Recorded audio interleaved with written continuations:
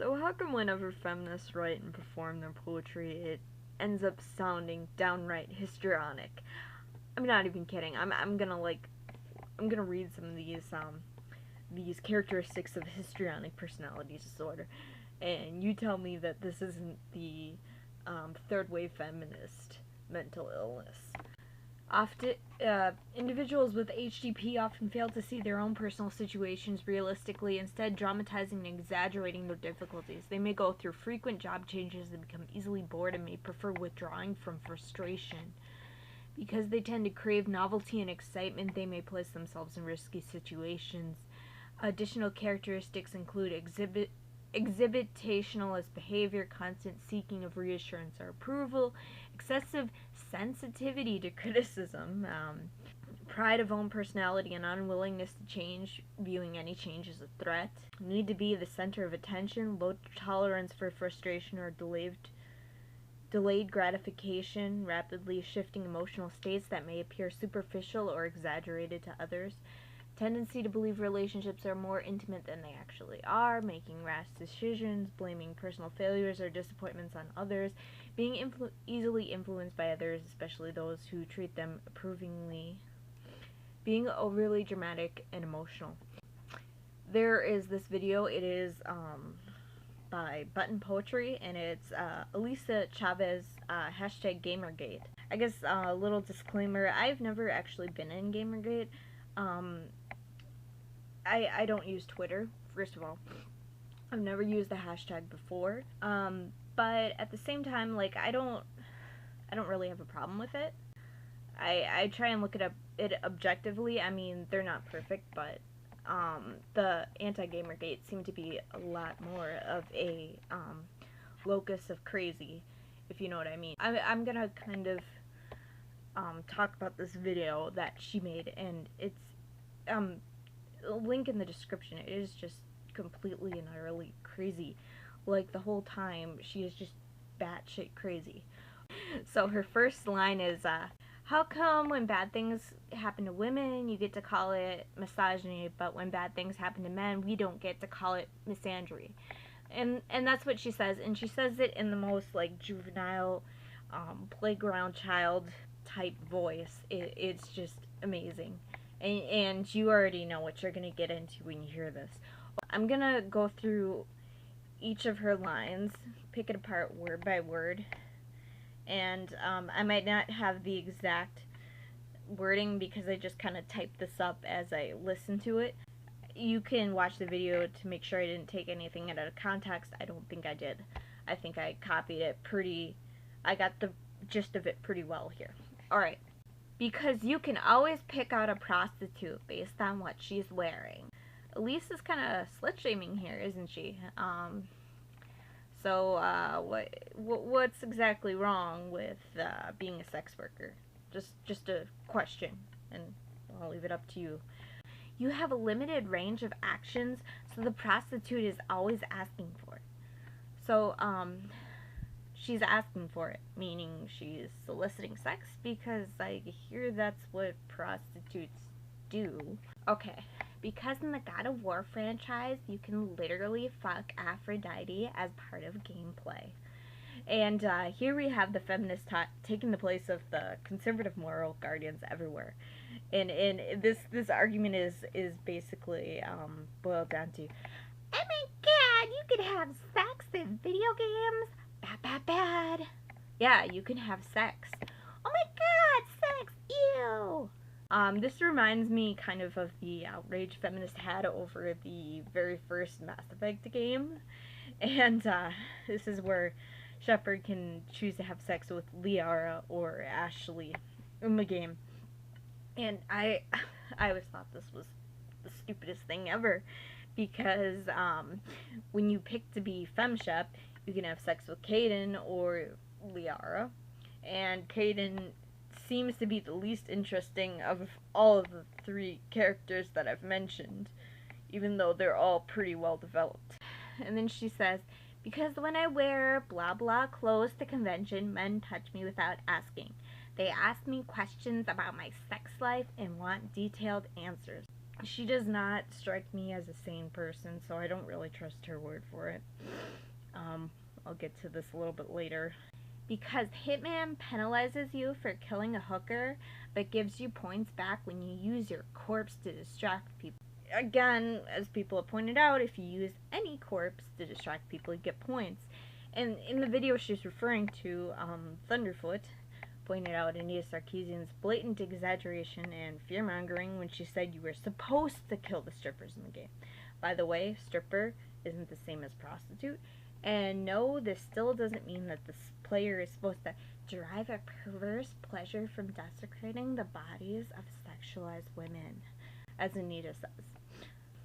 Basically, if you get your points back, you didn't gain anything, which made that entire exercise pointless, meaning you were not rewarded, meaning you were not supposed to derive a perverse pleasure from it. And I quote, because Republicans won't pass bills into law if they contain the phrase violence against women. Unquote. Quote. Holy fuck, all aboard the crazy train. Where the hell do I start? You can't say Republicans won't pass a bill just because it contains that phrase because you don't know their intentions. Maybe they had other reasons not to pass the bill. Have you looked at the bill? And I have a feeling that you would automatically pass the bill if it contained the phrase violence against women. It could have a fine print that said, and then we kill all the Jews. You wouldn't even know about it because it contains the violence against women thing, so of course it's good. Did you know that it's already against the law to perform violence against women? And did you know that police actually favor women in domestic violence disputes? Did you know that out of all the shelters for battered people, all of them are for women? And women are already favored in these disputes, and a bill containing such a phrase, violence against women, can probably only exacerbate the situation. As a woman, I'm really getting tired of the phrase women and children. Women and children, as if women are children. Women are infantilized in our society, and people who make it worse are people like you, Elisa Chavez. Always playing the victim card, never trying to take autonomy or act like an adult. You're offended? Yeah, how about you grow up and act like everyone else? And then she says, in quote, because there was a list in my high school bathroom of girls to fuck. Because high school boys have the maturity of every grown male. And then she says, because I was hurt, my name wasn't on it. And really this sounds like a personal problem. How come every personal insecurity that you have is a result of patriarchy?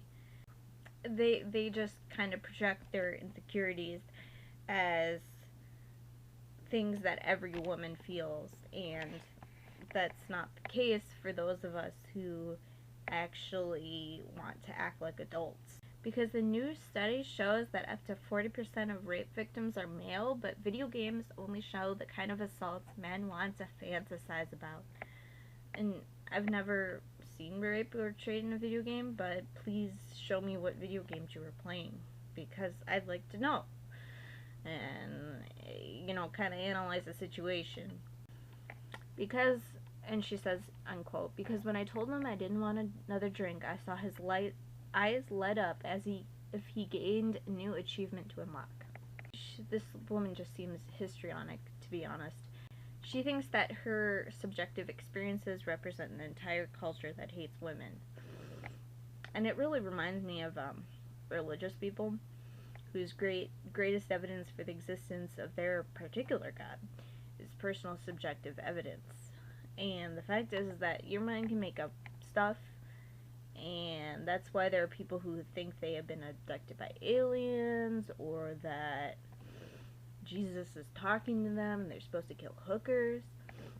And that's why witness testimony in the court of law is the least reliable form of evidence in a trial. And even the most sane of us can be subjective to the delusions of the mind.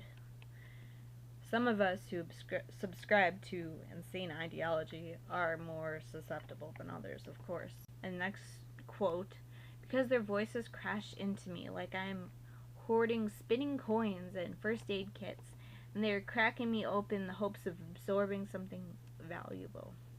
I know she thinks she's being poetic and using metaphor, but I just can't help but think about how much of a persecution complex she has and how she specifically uses words to make it seem that way.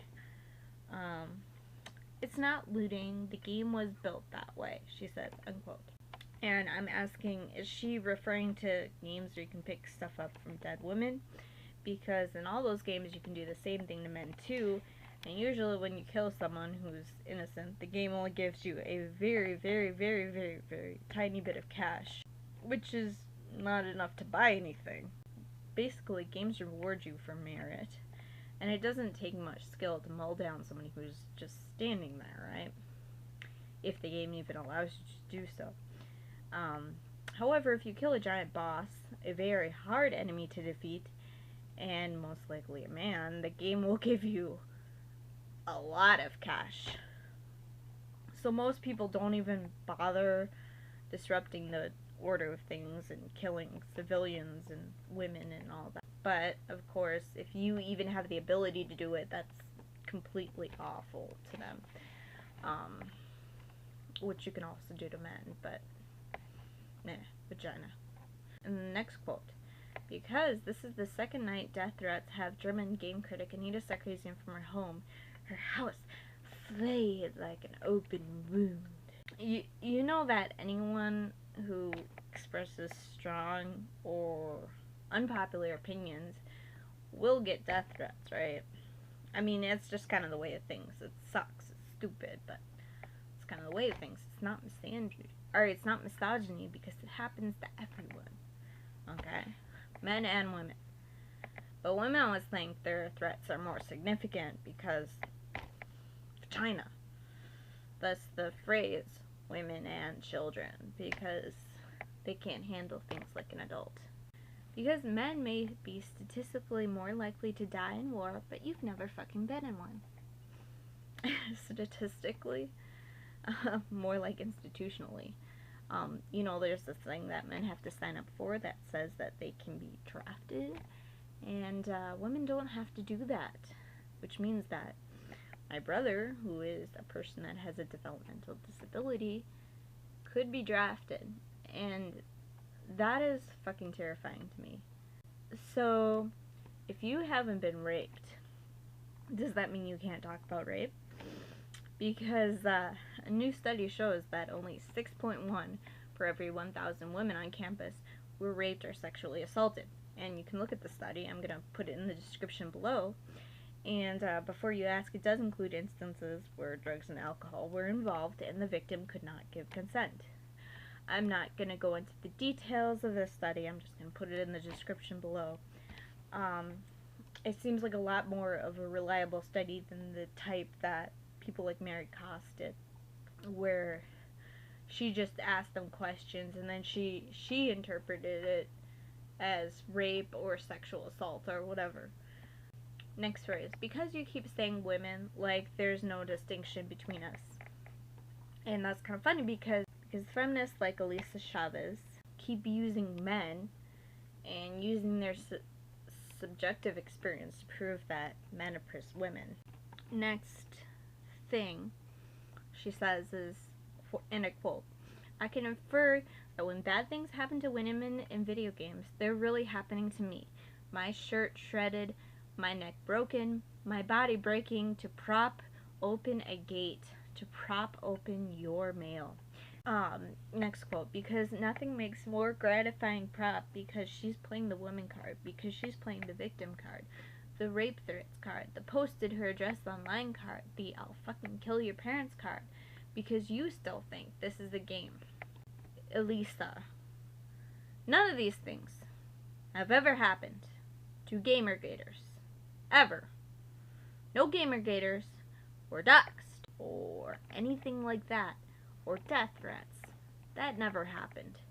None of your heroes ever did that.